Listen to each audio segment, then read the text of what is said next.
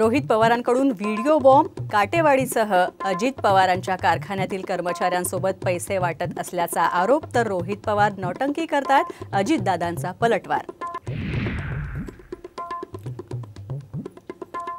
सोलापूरच्या सांगोल्यात EVM machine जाळण्याचा प्रयत्न, बागलवाडी मतदान केंद्रावर धक्कादायक प्रकार, मशीन जाळणारा एक जण ताब्यात।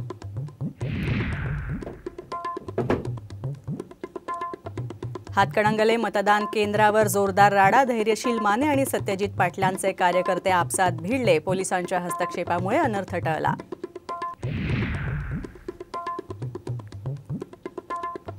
दत्तात्रय भरणे गावकऱ्यांना दमदाटी करत असल्याचा रोहित पवारांचा आरोप, तर कार्यकर्त्यांमधील वाद सोडवत होतो, भरणेंचं स्पष्टीकरण।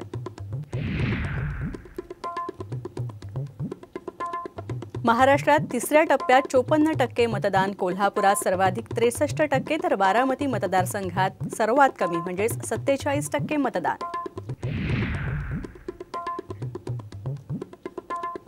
आणि इंडिया आघाडी सत्तेत आल्यास हिंदूंचं आरक्षण संपवून मुस्लिमांना देणार, नगरमधील सभेतून मोदींचा हल्लाबोल।